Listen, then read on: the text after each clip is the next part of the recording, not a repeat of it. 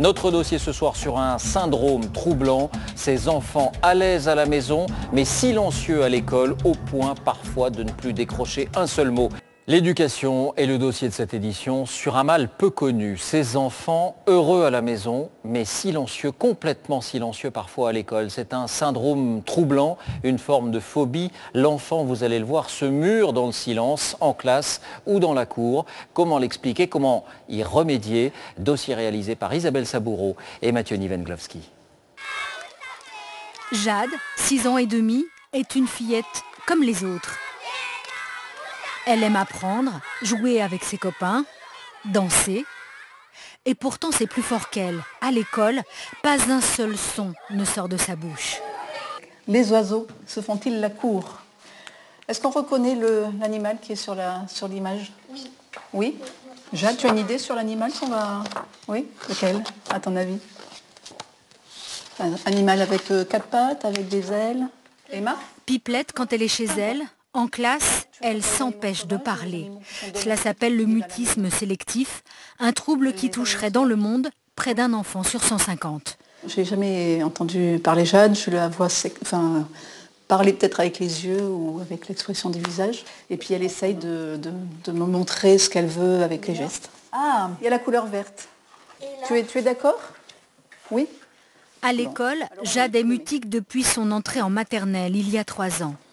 Malgré cela, aujourd'hui, c'est une excellente élève de CP. Dans ses cahiers, soignés, elle collectionne les très bien. Emma.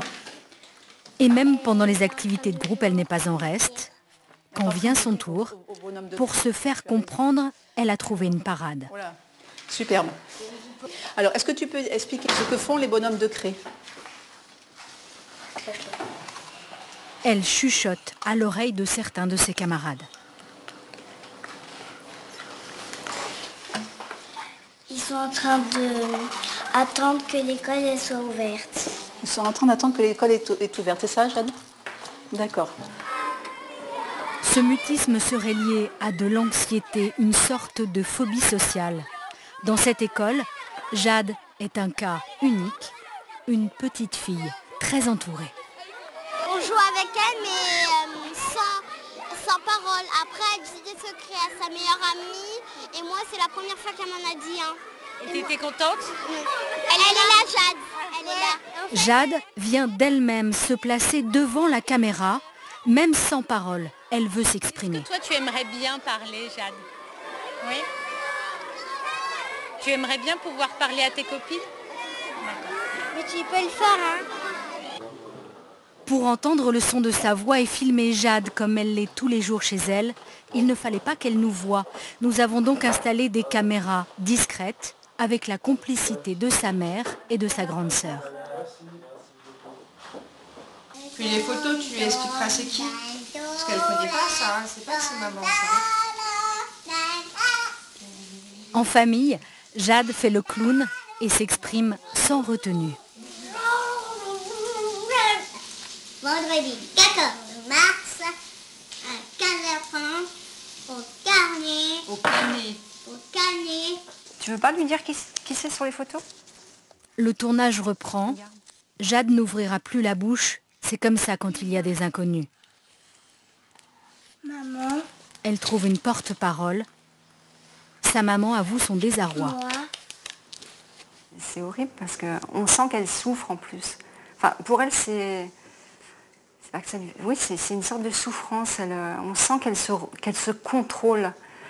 Elle contrôle aussi son corps pour éviter de dire atchoum quand elle éternue ou aïe quand elle se blesse. Elle essaye de tout contrôler. Donc ça lui demande une énergie en plus toute la journée pour pouvoir arriver à fermer la bouche. À ce jour, le mutisme reste une énigme. Aucune cause n'a été identifiée.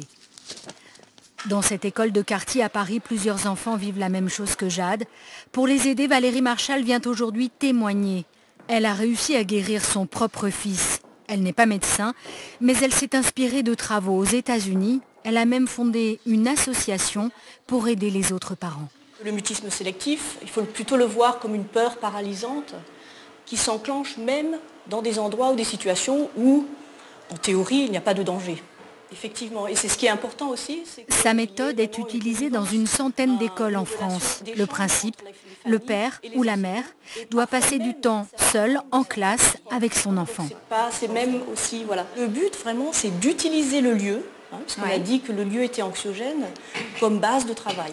On va aller dans ta salle de classe pour que tu te sentes plus à l'aise et pour que voilà, tu sois de mieux en mieux dans cette salle. Ce père applique la méthode depuis quelques semaines avec sa fille Sarah. En grande section de maternelle, elle n'a encore jamais ouvert la bouche en classe.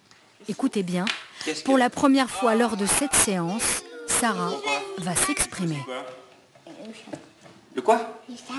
Le chapeau. Une immense victoire pour son papa. D'avoir parlé, d'avoir sourire aux éclats comme elle le fait à l'heure actuelle, là, c'est de la fierté et de la joie, quoi. Voilà. Un papa très fier aujourd'hui, quoi. Et en espérant que ça aboutisse à une totale guérison par la suite, quoi. Jade, elle, devrait commencer ce type de travail dès la rentrée prochaine à l'école avec sa mère. 2 années seront sans doute nécessaires pour qu'elle sorte enfin de son silence.